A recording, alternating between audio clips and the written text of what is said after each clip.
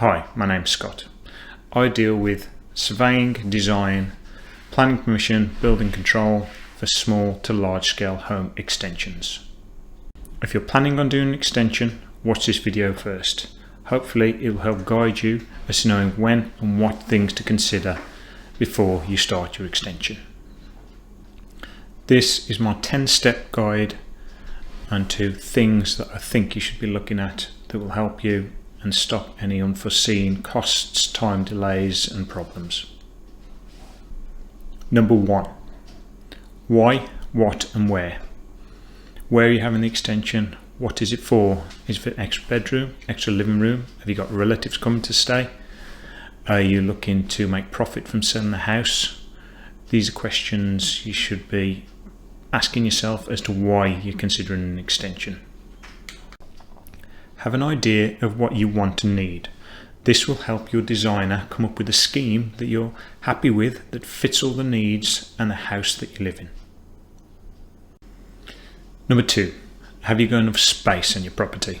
Have you got a large garden where you can accommodate a rear extension?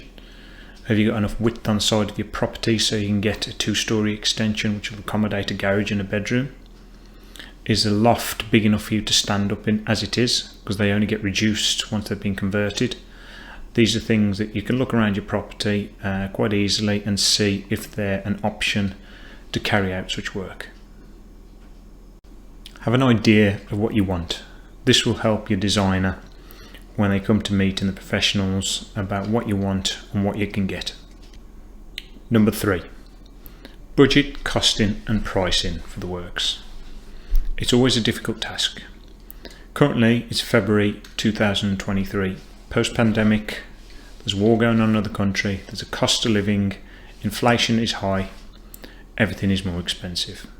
Regardless of this, the principle of getting yourself a rough estimate is the same. To establish a realistic budget, the simplest method is a square meterage. Took for example a side extension which is 3.5 by 7.6 meters square.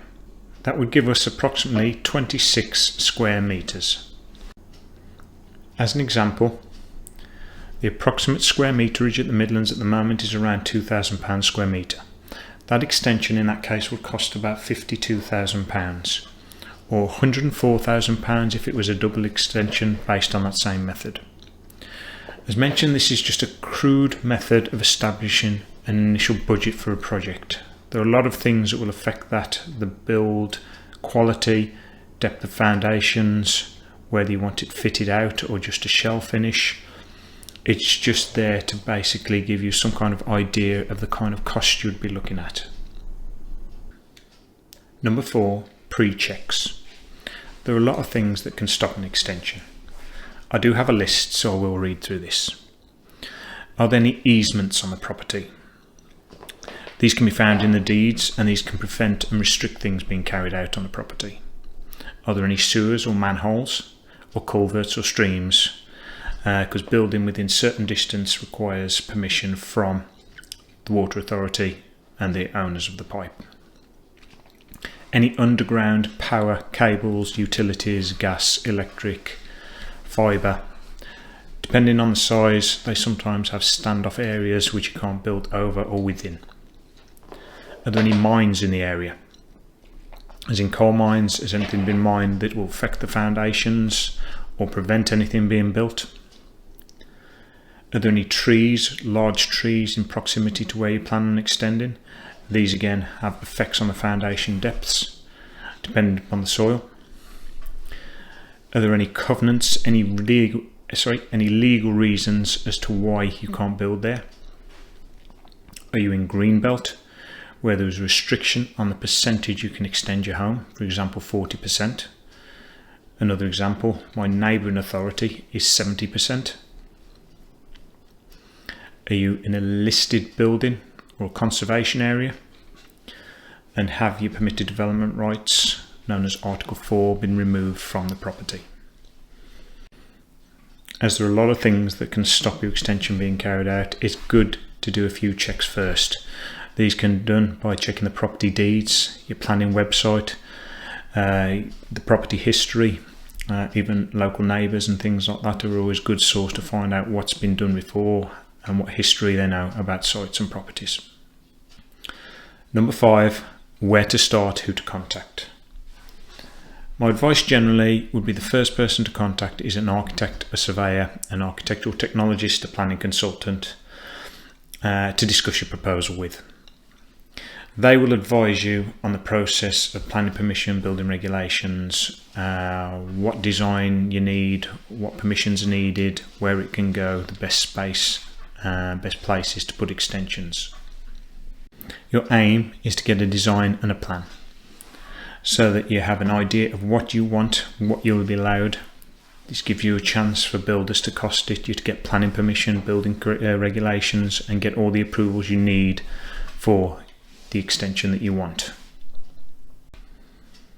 This will arm you with a design and a plan.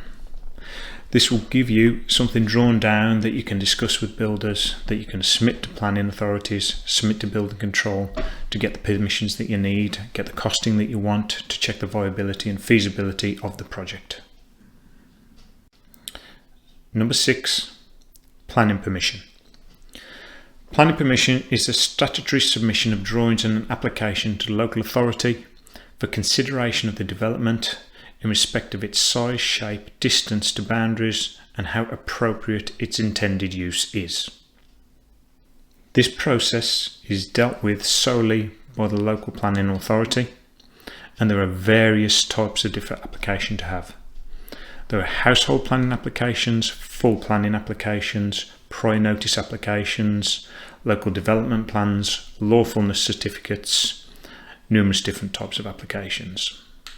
Your architect, designer, consultant will be the person that guides you down the best route of which permission you need, which planning application needs to be submitted during this process. Number 7, building regulations approval. This is carried out by a building control body. This is the technical aspect of a build. It is how it's going to be built in compliance with the building regulations. Building regulations is normally required for most building work, regardless of if planning permission is granted or not, or if planning permission is needed. Building regulations approval is obtained from either the local authority or an approved inspector. There are 2 separate bodies who can deal with building regulations, unlike planning where there's just the local authority who deal with planning. And I'll repeat it, building regulations is required for most work and it is not planning approval or planning permission. They are 2 different things, do not get them mixed up. Number 8, building over sewers. This is part of the building regulations approval. Sewer build over agreements are required if you're building over or within a public sewer, a shared sewer that runs underground around your property. This consists of an application to your local water authority to agree if you can build over or close to a sewer. Sewers that require agreement are public sewers or shared sewers, and that means a sewer which runs from a number of properties through your property, serving a number of houses. The agreement for sewers can override plan permission and building regulations, meaning they can stop things being built over sewers. So you could get plan permission and then the water authority could say, no, you're not building over the sewer. So it's always worth checking this early on in the project if you've got any major sewers or manholes, which could be an issue at a later date.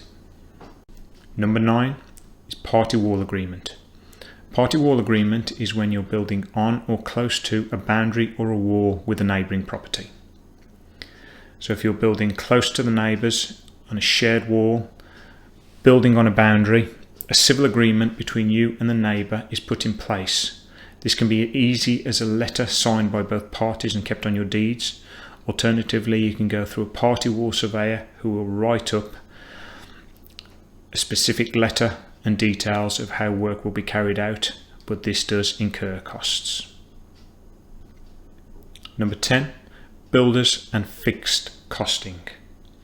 Always get 3 quotes from 3 different builders. If you can, and they're happy to, go and look at their work so you can establish that they're good, they do decent work, clients are happy. Recommendations are always a good sign from friends, family.